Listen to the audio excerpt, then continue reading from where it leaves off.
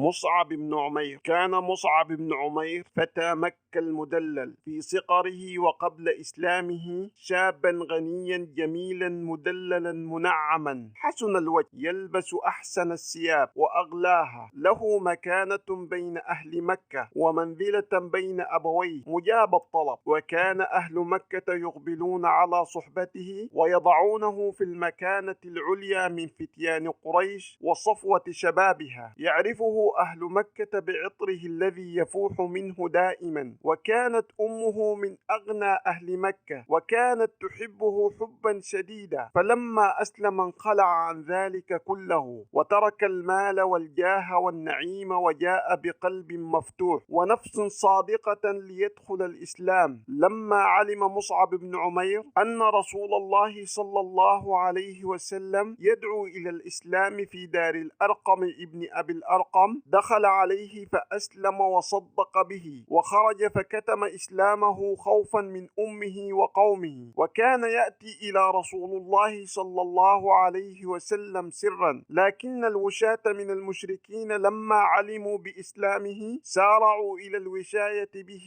عند أمه وقومه. فعلمت أمه بإسلامه فحبسته وحرمته من الطعام والشراب وكل ما كانت تعطيه إياه، حتى ذبل جسمه وتغير لونه وأصابه من الجوع ما أصابه، لكنه ظل متمسكا بدينه ولم يتراجع حتى هاجر إلى الحبشة. ثم رجع مع المسلمين حين رجعوا بعد عودته من الحبشة. وبعد عودته من الحبشة بعثه النبي صلى الله عليه وسلم مع نقباء الأنصار الاثني عشر الذين بايعوا النبي صلى الله عليه وسلم بيعة العقبة الأولى، ليعلم من أسلم منهم من أهل يثرب القرآن ويدعو للإسلام ويصلي بهم. فنزل ضيفا على أسعد بن زرارة وأخذ يدعو الناس إلى الإسلام بالحكمة والموعظة الحسنة. وكان يتنقل في يثرب من دار إلى دار يتلو عليهم القرآن ويذكر لهم ما يحفظ من أحاديث الرسول صلى الله عليه وسلم. فأسلم على يديه سادات الأوس والخزرج، ولم يترك بيتا إلا ترك فيه أثرا طيبا. ولما وقعت معركة أحد في العام الثالث من الهجرة النبوية، كان أحد أبطالها وأبلى فيها بلاء المؤمنين الصابرين، وحمله المصطفى الراية واللواء. وثبت مصعب بن عمير مع القلة المؤمنة التي أحاطت بالنبي صلى الله عليه وسلم ودافعت عنه، وبقي اللواء في يد مصعب بن عمير ويدافع عن النبي صلى الله عليه وسلم. وتدافع المشركين نحو اللواء، وأقبل ابن قمئ المشرك فشد على مصعب بن عمير فضرب يده اليمنى فقطعها، ثم أخذ اللواء بيده اليسرى حتى لا يقع، فضرب ابن قمئ